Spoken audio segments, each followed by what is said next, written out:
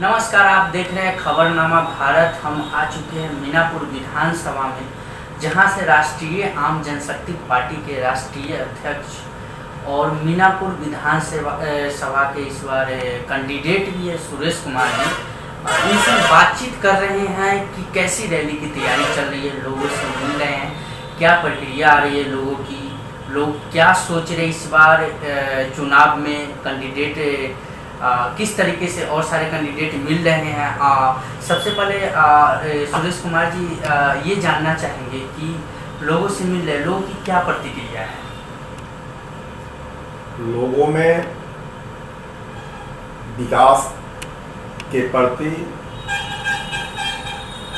सोच बदला है और जो क्षेत्र का जो वर्तमान विधायक है और जो प्रदेश में सरकार है उसके खिलाफ लोगों में आक्रोश है और निश्चित रूप से जनता बदलाव चाहती है। जनता बदलाव चाहती है। तो ये भी हम जानना चाहेंगे, जो 5 साल जो कार्यकाल रहा है वहाँ पे मुन्ना यादव जी का कैसा आप लोगों से मिले, क्या उनके बारे में लोगों की सोच है?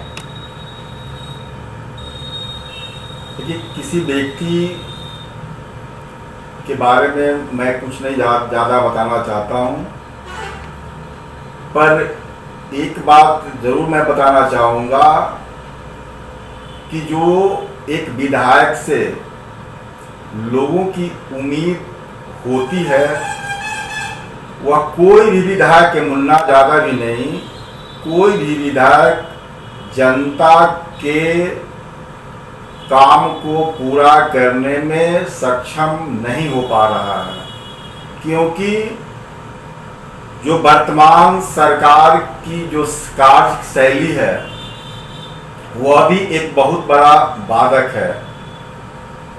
और जो क्षेत्र का जो विधायक है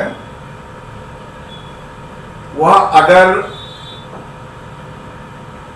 कुछ करना चाहता भी है तो जो सरकार की जो कार्य योजना होती है उसी के अनुरूप वह कुछ कर पाएगा। अगर उसमें लड़ने की ताकत है तो अपनी आवाज को विधानसभा में बुलंद कर सकता है, पर सारी प्रक्रियाएं और विकास का एजेंडा और विकास सरकार की कार्यशैली पर असर डालता है। अगर सरकार जनहितकारी होगा, जनता के बारे में सोचेगा, विकास के बारे में सोचेगा, विकास के बारे में नीति बनाएगा, तो निश्चित रूप से अगर उसमें कोई विधायक उस योजनाओं को लाने में और धरातल पर काम करने में असफल होता है तो निश्चित रूप से उस विधायक को जनता को हटा देना चाहिए, ताकि दूसरे को मौका मिले जो काम करने वाला हो। और मैं यह बताने में कोई अतिशयोक्ति नहीं होगा कि मीनापुर में इस विगत 5 सालों में विकास कुछ नहीं हुआ है, जनता परेशान है। शिक्षा हो, चिकित्सा हो, सड़क हो, बिजली हो, पानी हो, मतलब सारी व्यवस्थाओं में जनता में काफी आक्रोश है और वर्तमान विधायक से परेशान है और वर्तमान विधायक जनता के अनुरूप और जनता के सपनों के अनुरूप खरा उतरने में सफल नहीं रहे हैं।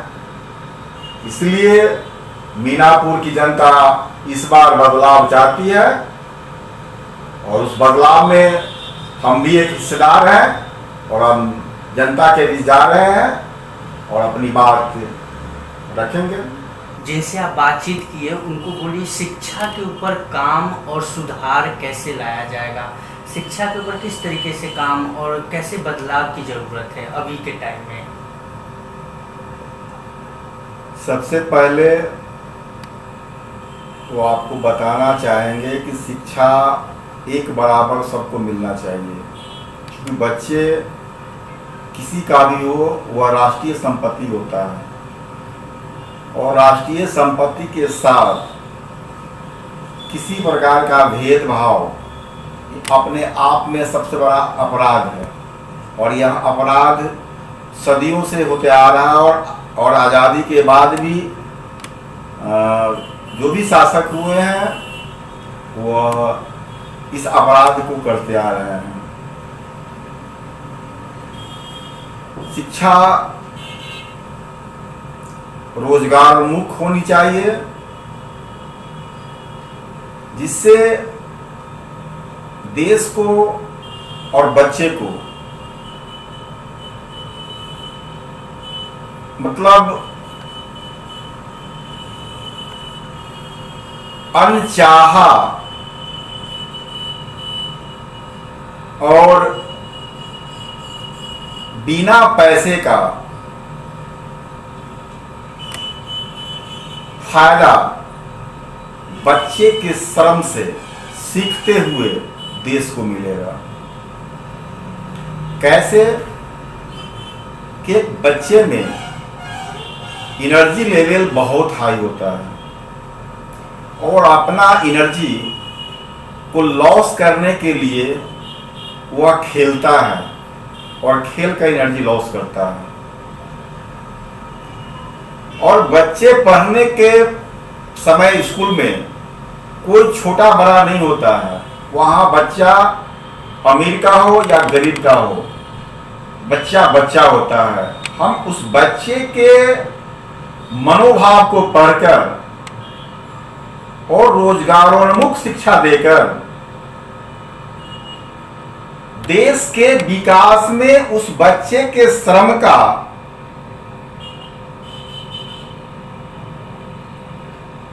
इस्तेमाल कर हम नए नए कृषि के क्षेत्र में, पशुपालन के क्षेत्र में और भी जो टेक्नोलॉजी है उस क्षेत्र में बच्चे को बच्चे से ही